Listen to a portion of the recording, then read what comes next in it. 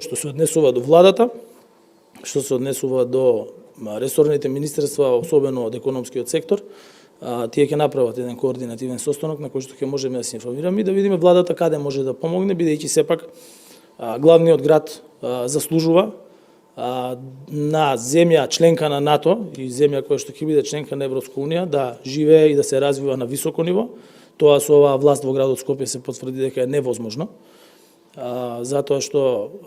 тие што ја освоја власта сега бегаат и се кријат дека ја освоиле власта. Јас утрово читав некакво соопштение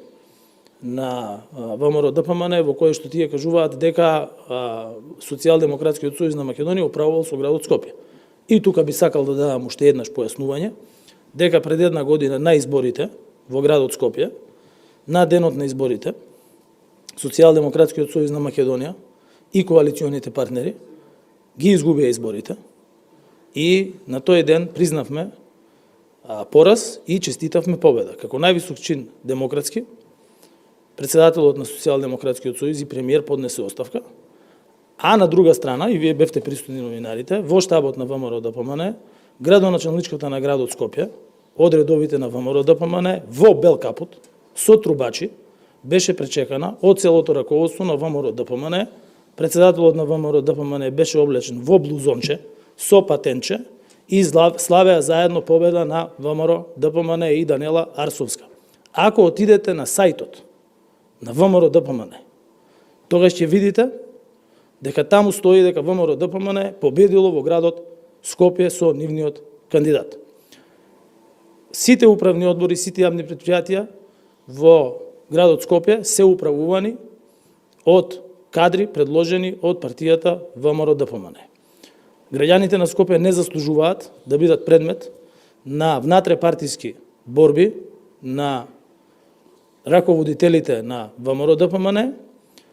а обврска на владата е во рамки на своите надлежности и можности да помогне градот да функционира на најдобро можно ниво.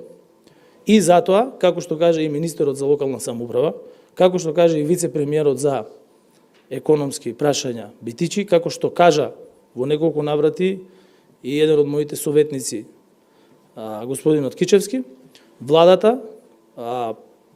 работи на изнаоѓање на модел во кој што ќе можеме да обезбедиме финансирање и подршка на најкрупните инфраструктурни проекти за Скопје кои што не смеат да запрат или да стојат, бидејќи се работи за инфраструктурни проекти како мостови, клучка, булеварски решенија, поврзување на подвозникот кај Лимак, кој што веќе е направен практично, меѓутоа обврска на градот е да се направат кружни текови на едниот и на другиот крај и тоа не сме да запре. Во рамки на своите можности, владата тоа ќе мора да го направи.